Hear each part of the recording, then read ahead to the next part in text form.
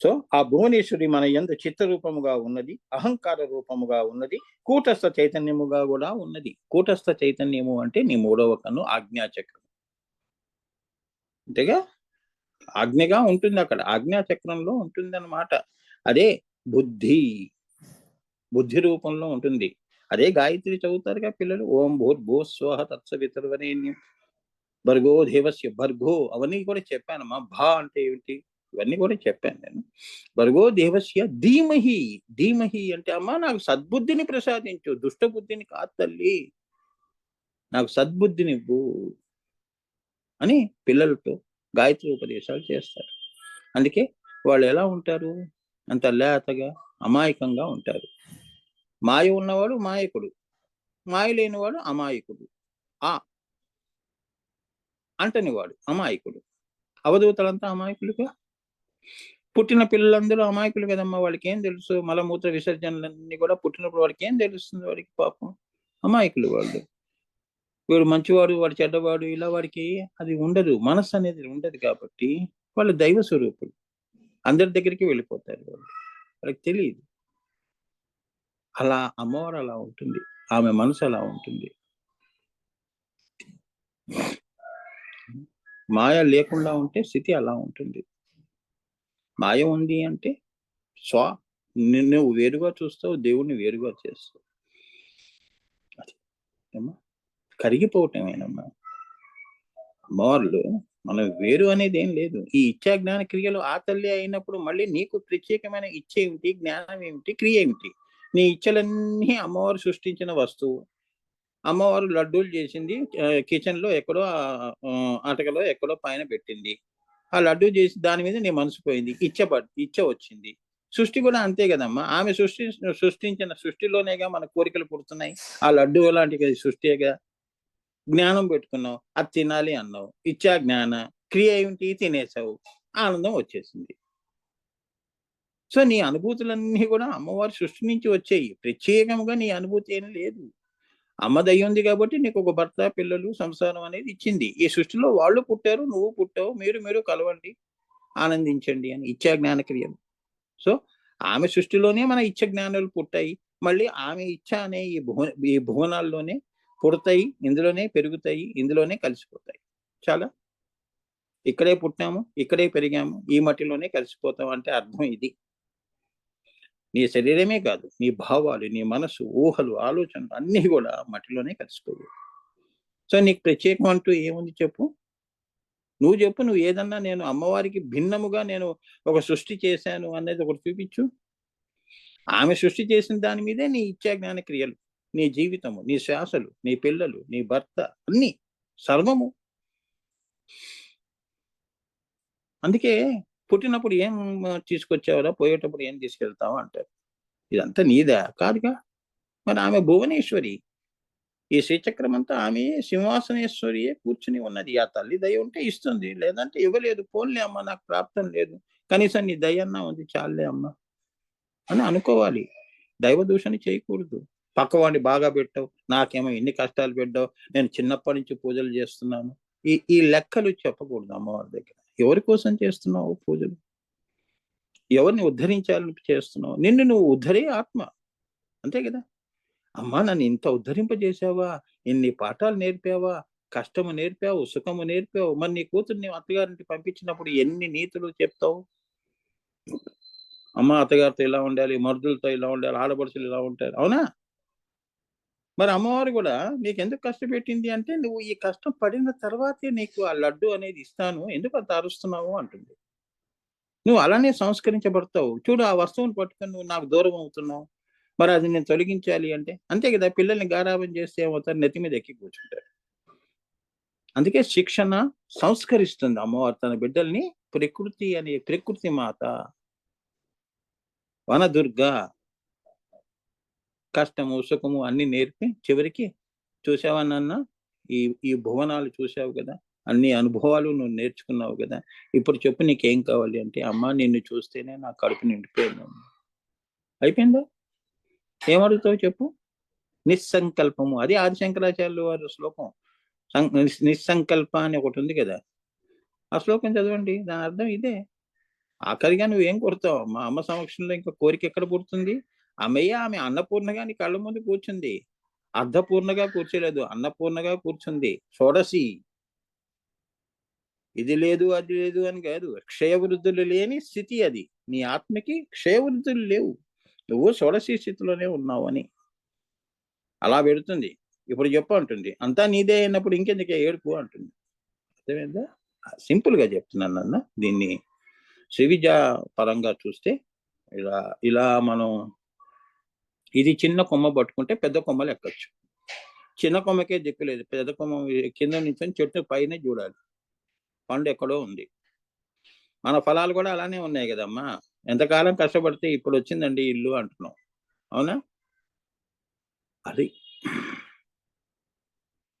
అమ్మ నాకు ఆ పండు ఇవ్వమ్మా అంటే నీకు ఒక మార్గం చూపిస్తుంది, ఒక గురువుని చూపిస్తుంది. ఆ గురువు ద్వారా ఆ పండు తీసుకున్నాను అని. శ్రీ విద్య అలా అర్థం అవుతుంది. గురువు లేని విద్యలన్నీ గుడ్డి విద్యలు. మంత్రం ఎలా పడితే అలా చదవటం తప్పు కదమ్మా. అమ్మవారు మంత్ర దోష పుణ్యం సంగతి దేవుడు, మనం మంత్ర దోషం చేస్తున్నాం. లేనిపోని ఇవన్నీ కూడా వస్తాయి. అందుకే ఏ మంత్రమైనా అమ్మవారివమ్మా. అమ్మవారి అయితే ఏ మంత్రమైనా కూడా అంతే. గురుముఖత తీసుకుంటే అంతే కదా. శంకరంలో పోస్తేనే తీర్థం. నేను గ్లాసులో నీళ్ళు ఇస్తే తీర్థం అయిపోయిందా? కాదుగా. టీవీలోనూ వీడియోలోనూ చూసేస్తే ఈ రోజుల్లో అందరూ చెప్పేస్తున్నారు మంత్రాలు. అనుభూతి లేకుండా, అనుభవం లేకుండా అందరూ గురువులు అయిపోయారు. ఏమ్మా? ఆ స్పృహ కూడా ఎందుకు, నేను గురువు అనే స్పృహ కూడా ఉండకూడదమ్మా. ఏమ్మా? ఈ సృష్టిలో అందరూ గురువులే కదమ్మా. ఒక చెట్టు నుంచి మనం ఎన్నో నేర్చుకోవచ్చు. అవునా? ఒక కొండ నుంచి సహనం నేర్చుకోవచ్చు. మరి నాకు అది మరి గురువేగా. ఒక చెట్టు ఏం చేస్తుంది? దాన్ని నరికినా కూడా నీకు నీడని ఇస్తుంది, నీకు ఇల్లు కట్టిస్తుంది. అవునా? ఒకరికి ఉపయోగపడాలి శరీరం. ఇదం శరీరం. అంతే కదా. ఎవరి కోసం? పక్క వారి కోసం. సో ఈ సృష్టి గురువు. ఆమెయే భువనేశ్వరి. ఆ తల్లియే గురువు. పరమేష్ఠ గురువులు వాళ్ళు. ఆ తల్లిని ఎవరైనా కూడా ఆ స్పృహ ఉంచుకోకూడదు. నేను గురువు, నువ్వు శిష్యుడు అన్నట్టుగా ఉండకూడదు. అమ్మా, ఆ స్పృహలు ఉండకూడదు. కానీ శాస్త్ర ప్రకారంగా ఏంటంటే ఆ గురువులో ఆ జ్యోతి వచ్చినది కాబట్టి, ఆ పరంజ్యోతి అమ్మవారు అక్కడ ఆత్మలో ఉన్నది కాబట్టి ఆయనలో, అక్కడ మనం అమ్మవారుగా చూసుకోవాలి. అమ్మవారే మనకి బోధిస్తున్నది, మంత్రోపదేశము చేస్తున్నది. ఏమ్మా? అది ఎప్పుడు గుర్తుంచుకున్నాం. అందుకే ఆమె గురు గోవింద రూపిణి. నామం ఉందిగా, లలితా సహస్రనామం. సో ఇక్కడ ప్రారంభమైన భువనేశ్వరి ఏమ్మా అహంకార రూపంగా ఉన్నది, కూటస్థ చైతన్యముగా ఉన్నది, అది అధ్యాసగా ఉన్నది. ఆ తల్లి ఎలా ఉన్నది? కూటస్థ చైతన్యంలో అధ్యాసగా ఉన్నది. మనం కూడా అంతే కదమ్మా. పక్కన దేవుణ్ణి పెట్టుకొని మనం అధ్యాసగా ఏదో పరధ్యానంలో ఉంటాం. అమ్మ పైనే ఆజ్ఞాచక్రంలో అమ్మవారు ఉందంటే అధ్యాస. మరి నీ ధ్యాస అంతా ఎక్కడుంది? మనసు మీద ఉంది. సంకల్పాలు, రేపేం చేయాలి, ఎక్కడికి వెళ్ళాలి, ఇవి. ఆ తల్లి కూటస్థంలో అధ్యాసగా ఉన్నది. అధ్యాసయే మన ఎందలి మాయ. ఏమ్మా? ఆ అధ్యాసయి అది తెలుసుకోకపోవటం. అయ్యో, నా గుండెలోనే నా త్రికోణాంతర దీపికగా నా ఆత్మగా కొట్టుకుంటోంది లబ్డబ్బని. అక్కడే అమ్మవారు ఉంది. నేనేంటి ఈ మనసు అనే మాయ చుట్టూ తిరుగుతున్నాను, ఈ సంకల్పాల చుట్టూ తిరుగుతున్నాను.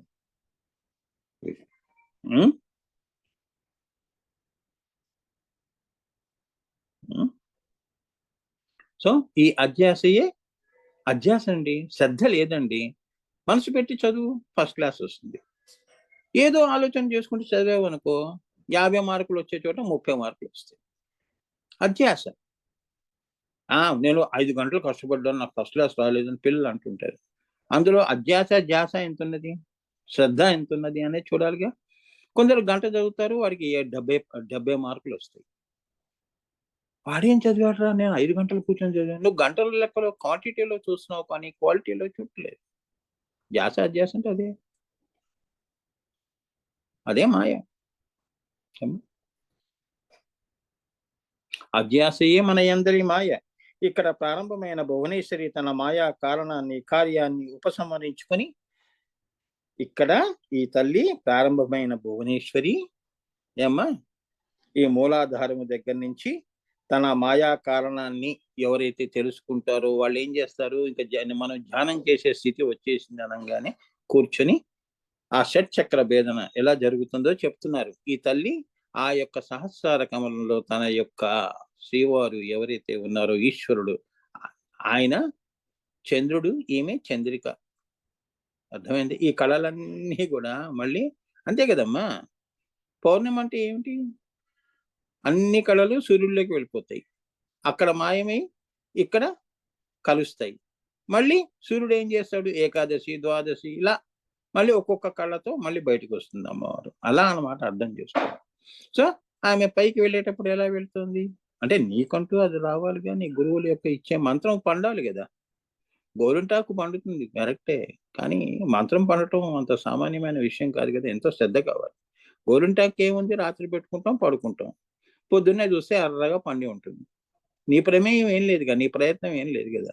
కానీ ఇక్కడ మంత్రం పండాలి అంటే గురువు ఇచ్చిన మంత్రాన్ని మనం ప్రయత్నపూర్వకంగా ధ్యాసతో శ్రద్ధతో చేస్తే మంత్రం కరుగుతుంది. ఏమ్మా పాలు తెచ్చుకున్నావు అంటే అందులో నుంచి నువ్వు వెన్న తీయాలి అంటే ఎంతో మరి నాకు ఒక విధానం ఉంటుంది. ఏమ్మా మీ అందరికీ తెలుసు, నేను చెప్పే ఉన్నానుగా. సో సో ఇక్కడ బయలుదేరిన ఈ ప్రారంభమైన భువనేశ్వరి తన మాయా కారణాన్ని కార్యాన్ని ఉపసంహరించుకొని, తన మాయా కార్య కారణాలన్నిటినీ కూడా ఉపసంహరించుకొని ఆ తల్లి ఉన్నేయ భూమికల్లో, ఉన్నేయ అంటే ఏంటంటేనేమో ఆగ్నేయ చక్రం పైనంతా ఉన్నేయ భూమికలు అంటారు. అంటే ఈ జీవుడు దేవుడయ్యే ప్రయత్నము, జీవుణ్ణి దేవుణ్ణి చేసే ప్రయత్నములో ఇప్పుడు నువ్వు ఉన్నావు. నువ్వు ఇప్పుడు ఏమిటి, జీవి. నువ్వేం కావాలి, దేవి కావాలి. ఈ జీవిని దేవి చెయ్యాలి. అది దేవి ఎక్కడ భాషిస్తుంది? మా ఇంటి కులదేవం, మా ఇంటి దీపం అండి, మా ఇంటి దేవత అండి అంటుంటామే. ఆ దేవత ఎక్కడవుతుంది? కూటస్థ చైతన్యము ఆజ్ఞా చక్రంలో నువ్వు ఈ జీవి దేవి అవుతుంది. అర్థమైందమ్మా? సో ఉపసంహరించుకొని ఉన్నేయ భూమికల్లో సాక్షిగా కూర్చున్నప్పుడు ఆధ్యాత్మము నందు వెళుతుంది. అంటే ఆధ్యాత్మికములోకి వెళుతుంది. అంటే ఆది భౌతికము నుంచి ఈ శరీరం ఏమిటి, ఈ మనసు ఏమిటి, సంకల్పాలు ఏంటి, ఇదంతా ఆది భౌతికం అండి, నాకు ఇది వద్దండి, ఇది నశ్వరం అండి, ఇవాళ ఉండి రేపు కనిపించదు, తన దృశ్యం తన నశ్యం, ఇది నాకు అవసరం లేదు, నేను పైకి వెళ్ళిపోవాలి. ఏదైతే శాశ్వతంగా ఉన్నదో ధ్యానాధ్యాత్తులు అనేవి తొలగించుకొని ధ్యేయం వైపు వెళ్ళిపోతావు నువ్వు. ఎవరూ నిన్ను ఆపలేరు. అది ఆధ్యాత్మికంలోకి వెళుతోంది అని. ఇంకా అక్కడి నుంచి ఎలా వెళుతుందో చూపిస్తున్నారు. భువనేశ్వరి అంటే ఏంటంటే ఆ తల్లి కృప ఉంటే ఏమ్మా, ఇప్పుడు ఇవన్నీ ఏంటంటే నేను సమయాచార తాంత్రిక పద్ధతుల్లో మీ గుళ్ళల్లో చేసే పూజా ప్రకారంగా నేను సమయాచార ప్రకారంగా నేను ప్రవచనం చెప్తున్నానమ్మా. దీన్ని గనక ఏమీ లేదు, కత్తిని అగ్గిపుల్లు ఉంది, స్టవ్ వెలిగించుకొని భోజనం అది స్టవ్ వెలిగించుకొని వంట చేసుకొని అందరం తిన్నాము, అది సమయాచారము. అదే పుల్ల తీసుకెళ్లి పక్కింటి వాడి మీద వేసాం అనుకో, వాడి ఇల్లంతా ఏమవుతుంది, దగ్ధం అవుతుంది. అది తంత్రము. అది నకారాత్మకము, ఇది సకారాత్మకము. చాలా కత్తి ఉంది, ఏం చేస్తావు, కూరలు దొరికిపోయే తల్లి అంటే పీక కోయటానికి. శక్తి శక్తేనమ్మా. రావణాసుడి దగ్గర ఉన్న శక్తి ఒకటే, రాముడి దగ్గర ఉన్నది ఒకటే. చాలా మీ సంకల్పం గొప్పదే ఉండాలి. సత్సంకల్పము లోక కళ్యాణముగా ఉండాలి ఇది ఎప్పుడు కూడా. ఏమా సో లలిత అమ్మవారు మీరు అనుకున్నట్టుగా ఈ దశమహావిద్యల్లో ఆ తల్లి నువ్వు ఏది అడిగితే యద్భావం తద్భవతి అంటుంది. నువ్వు ఏది కోరితే అది ఇస్తాను పోరా అంటుంది. అందుకని చాలా మంది దాన్ని ఈ విద్యల్ని మిస్యూజ్ చేసుకుని పేరు కోసము, ప్రతిష్ట కోసం, డబ్బు కోసము, నీతి నియమాలు గాని ఏమ్మా ఈ ఎదవ పనులన్నీ చేస్తూ ఉంటారు. చూసారా? అందుకే శ్రీ విద్యని తక్కువ దీని యొక్క విలువ ఎందుకు, అమ్మవారి గురించి అంటే చాలా మందిలో ఏంటంటే తక్కువ భావం ఉంటుంది. అవునా? సో అది నా దృష్టిలో that's not the right way. ఈ దశమహావిద్యలు ఎందుకు వచ్చాయి? నీ ఆత్మని ఉద్ధరింప చేసుకోవటం కోసం అమ్మవారిని ఆశ్రయించాలి. అంతేగాని శక్తుల కోసమును, పరువులు అది ప్రతిష్టల కోసము ఏమ్మా పక్కవాడికి హాని ఇప్పుడు ఇవన్నీ లేవమ్మా.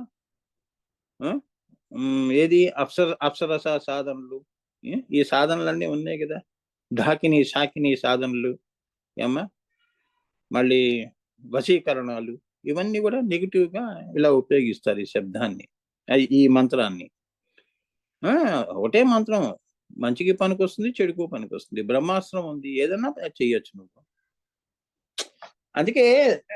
అందుకే భగవంతుడు ఎందుకు తొందరగా ఎందుకంటే అందుకే చూడండి, విష్ణుమూర్తి అదే చెప్తాడు శివుడికి, ఎవరికి పడితే వాళ్ళకి వరాలు ఇవ్వకని. పురాణాల్లో వింటాం కదమ్మా. ఎవరికి అర్హత ఉందో, ఎవరి చేతిలో అయితే, రాముడి చేతిలో అయితే బ్రహ్మాస్త్రం చక్కగా లోక కళ్యాణంగా ఉపయోగపడుతుంది. అదే రావణాసుడికి ఇస్తే, ఇప్పుడు ప్రస్తుతం పరిస్థితి కూడా అంతే కదమ్మా.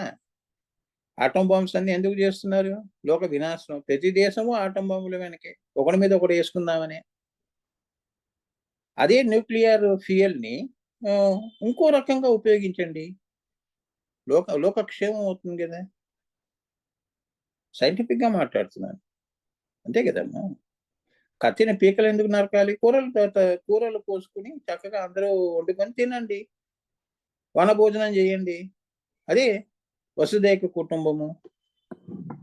అది నేను చెప్పేది. ఆ ఉద్దేశాలు ఉండాలి, అంతేగాని మా దగ్గర శక్తులు లేవని కాదు. మాకు అవసరం లేదు అమ్మవారు, మాకు నేను అవన్నీ ప్రదర్శనలు మనం చేయవలసిన అవసరం లేదు. అమ్మవారితో కోపడుతుంది, మా గురువులు కోపడతారు. నీ వాక్య ఏదైతే ఉందో అదే జరుగుతుంది అన్న వెళ్ళు అంది. నీ వాక్యే నా వాక్ అంటుంది అమ్మవారు. అందుకే మేము దూషణ వద్దు, భూషణ వద్దు. మేము ఎవరిని దూషించాము, మాకు ఏ అవార్డులు వద్దు, రివార్డులు వద్దు. అదో బతికేస్తున్నాం, మా పని చేసుకుంటున్నాం, వెళ్ళిపోతున్నాం. నాకెందుకమ్మా ఇవన్నీ? అలా మీరు కూడా ఉండాలి అని గురు సాంప్రదాయాలమ్మా ఇవన్నీ. నీకు ఏది వస్తుందో అనేది తగ్గించుకొని నేను ఏం చెయ్యాలో అన్నది నువ్వు చెయ్యి. అది స్పృహలో పెట్టుకోవాలి. ధ్యాస అంటే అది ఏమ్మా.